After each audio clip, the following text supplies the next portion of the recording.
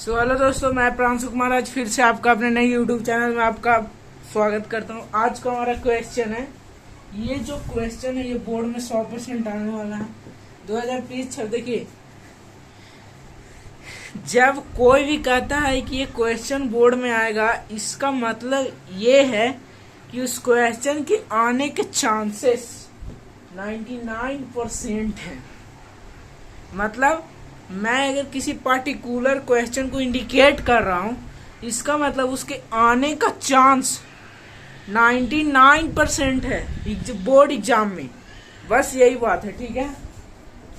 तो ये क्वेश्चन क्या कह रहा है, in a given figure triangle ABC, in the given figure triangle ABC right angle at B, मतलब एंगल बी पे क्या है, राइट एंगल्ड है।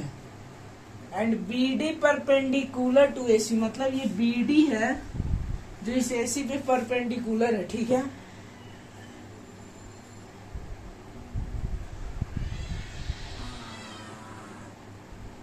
ये BD AC पे परपेंडिकुलर है, तो ये 90 हो जाएगा, ये 90 हो जाएगा। अब हमको ये कॉस एंगल ABD खोजना है और tan एंगल DBC खोजना है। तो कॉस एंगल ABD कहने का सेंस क्या है, ये ट्रायंगल ABA, तो ADC in a triangle ABD। देखो ये एंगल 1 है, ये जो एंगल है तो ये एंगल 1 है। देखो जब एंगल ADB 90 डिग्री है, इसका मतलब angle 1 plus angle BAD is equal to 90 degree होगा। क्यों होगा, इसको इक्वेशन 1 मान लिया। क्यों होगा, क्योंकि देखो ये BD परपेंडिकुलर AC है, तो इसका मतलब एंगल BDC भी 90 डिग्री है और ADB भी 90 डिग्री है, हाँ कि ना। जब ये 90 डिग्री है और ये 90 डिग्री है, तो मतलब ये पूरे ट्रायंगल का सम 180 होता है कि नहीं। जब ये एंगल अकेले 90 डिग्री है, यानी ये दोनों एंगल का सम भी होगा वो 90। तो उसी चीज को तो मैंने यहाँ पे लिखा है। बस अगला पॉइंट, इस बड़े वाले ट्रायंगल में देखिए, इन ए ट्रायंगल ABC। अभी हमने छोटे वाले ट्रायंगल को कंसीडर किया, अभी हम बड़े वाले ट्रायंगल को कंसीडर कर रहे हैं। तो इन ए ट्रायंगल ABC, ये एंगल B है जो 90 डिग्री है, इसका मतलब angle A plus angle C होगा 90 डिग्री। अरे भाई पूरे ट्रायंगल का सम 180 डिग्री, हाँ कि ना। तो एक एंगल का ही सम 90 डिग्री, यानी angle 1 plus angle C 90 degree. तो angle A plus angle C हो गया 90 डिग्री, हाँ कि ना। अब देखो ये हो गया, इतना तो तक तो आपको आगे समझ में। अब दोनों का LHS, इक्वेशन नंबर 2 और इक्वेशन नंबर 1 का हमें दोनों LHS सेम है। जब LHS सेम है, जब RHS सेम है, इसका मतलब LHS सेम होगा। तो angle 1 plus angle BAD is equal to angle A plus angle C। और ये जो एंगल BAD है, यही तो एंगल BA है। ये एंगल BAD और एंगल A दोनों सेम है, तो ये से ये कट गया, तो यानी angle 1 is equal to angle C। तो ये एंगल 1 है, इसका मतलब ये भी एंगल 1 है, हाँ कि ना। बात को समझिए, अगर ये एंगल 1 है, अभी हमने प्रूफ किया angle 1 is equal to angle C, angle 1 is equal to angle C, तो ये एंगल 1 तो ये भी एंगल 1। एक मिनट,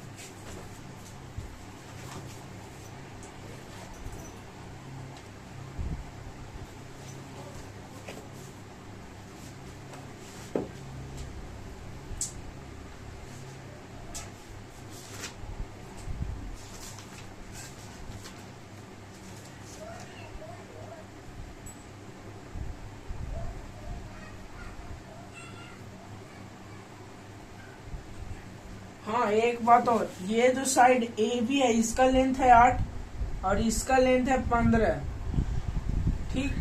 तो इतना समझ में आया कि angle 1 is equal to angle C है।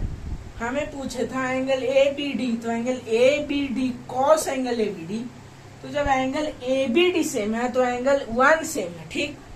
ये एंगल सेम है, तो यानी कॉस का वैल्यू चाहे इसका निकालो चाहे कॉस का वैल्यू इसका निकालो, बात तो आंसर तो सेम ही आएगा। मैं क्या कर रहा हूं, जब ये एंगल ही सेम है तो चाहे इस एंगल का वैल्यू निकालो चाहे इस एंगल से वैल्यू निकालो, वैल्यू तो सेम आएगा। 9th में हम लोग कंसेप्ट पढ़े थे कि अगर वो एंगल सेम है तो उसका कई सारे प्रॉपर्टी सेम होते हैं। बिल्कुल उसी प्रकार जब ये एंगल का कोस्ट वैल्यू ये एंगल इसके बराबर है तो इसका कोस्ट वैल्यू और इसका भी कोस्ट वैल्यू सेम होगा। तो ये पूरे ट्रायंगल में हमें वैल्यू भी गिवन है, तो कोस्ट का वैल्यू निकालना काफी आसान होगा। बस उसी काम को हम अब करने जा रहे हैं। In a triangle ABC cos is equal to होता है हमारा पापा बीडी पियोगे हाँ बेटा। इस कंसेप्ट पे हम लोग खेल रहे थे। तो B/H देखो, ये एंगल परपेंडिकुलर तो हमारा फिक्स है जी, परपेंडिकुलर AC 90 डिग्री के सामने वाला, ये 90 डिग्री इसके सामने वाला AC परपेंडिकुलर। रही बात बेस के, तो ये एंगल का सामने का साइड हाइपोटेनस AC हो गया। एंगल के सामने का साइड एंगल के अपोजिट साइड परपेंडिकुलर हो जाता है AB, और बेस हो जाएगा हमारा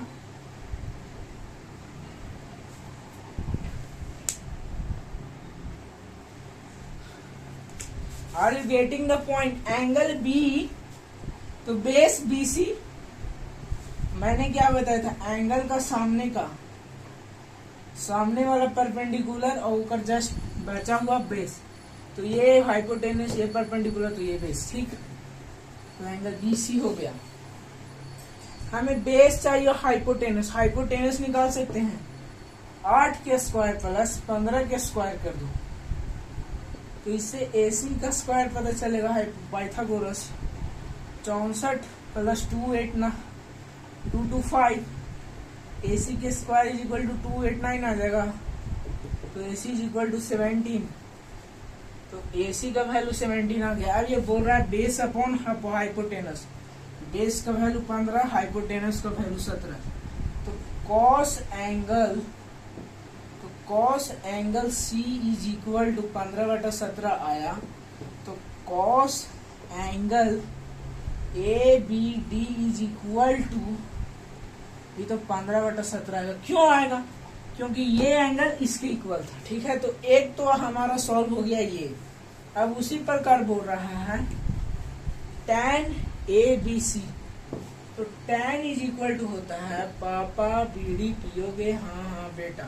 तो tan इज इक्वल टू होता है हाइपोटेन्यूज बाई बेस, पापा बीड़ी पियोगे, sorry perpendicular by base, perpendicular का वैल्यू 8 और बेस का वैल्यू 15।